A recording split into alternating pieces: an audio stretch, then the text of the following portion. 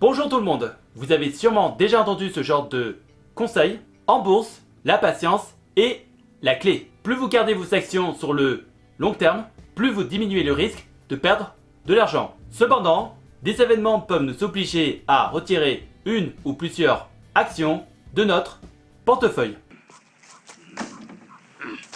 Allez, surpris. Nous allons en lister certains et nous commençons par le premier.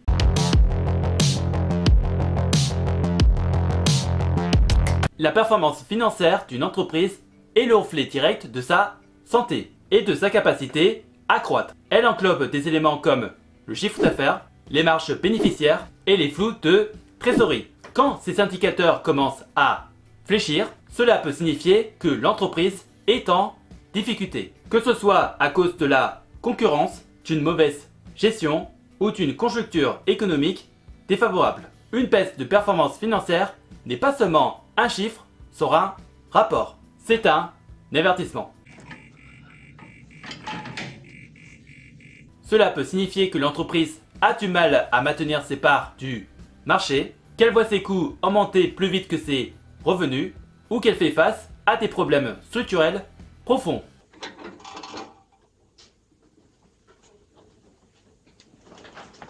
À court terme, cela peut entraîner une baisse du cours de l'action. Mais à long terme, les conséquences peuvent être plus graves et entraîner des réductions des investissements, de l'endettement accru et même, dans certains cas extrêmes, le risque de faillite.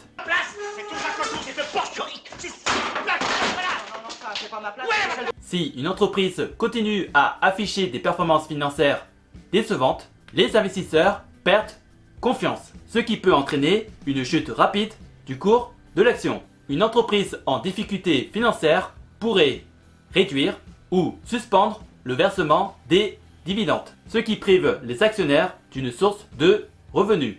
Pour les entreprises très endettées, cela peut conduire à une dégradation de leur note de crédit, augmentant encore les coûts de financement et aggravant les problèmes. Regardez, votre contrat du petit baigneur, regardez-le.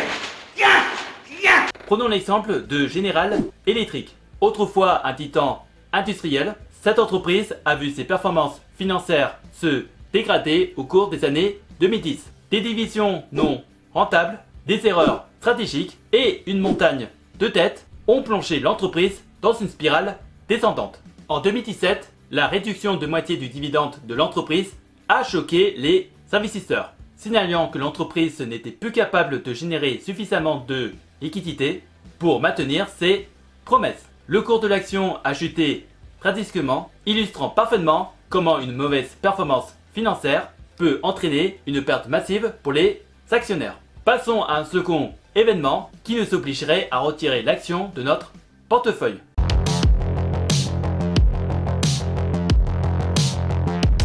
Une entreprise, que ce soit sa taille, repose sur les compétences et la stabilité de son équipe dirigeante. Les dirigeants sont responsables de la prise de décision stratégique, de l'allocation des ressources et de la conduite globale de l'entreprise. Une mauvaise gestion peut conduire à des erreurs coûteuses, à une perte de direction stratégique ou à une mauvaise exécution des projets. Voyez comme vous avez travaillé dur. Mais alors, vous m'aviez menti?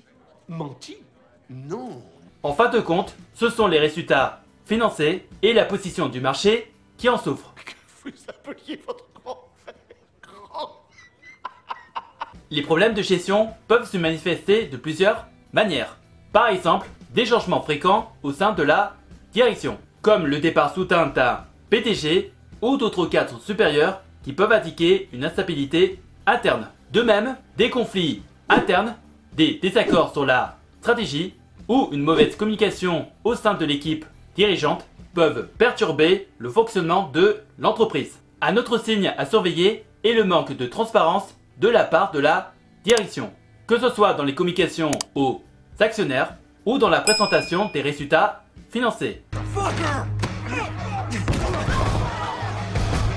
Un exemple frappant des problèmes de gestion qui ont conduit à la dégradation d'une entreprise est celui de Yahoo. Dans les années 2000, Yahoo était l'un des pionniers de l'Internet.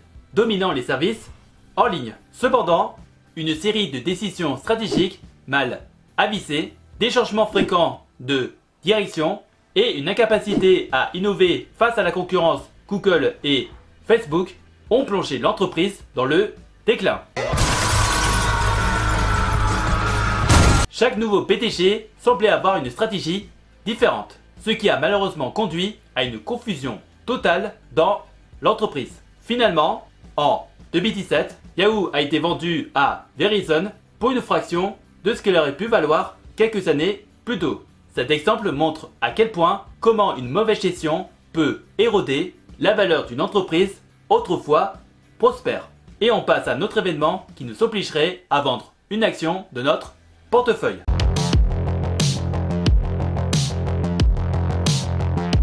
Une entreprise qui occupe une position dominante ou compétitive sur son marché est généralement mieux placée pour générer des profits durables.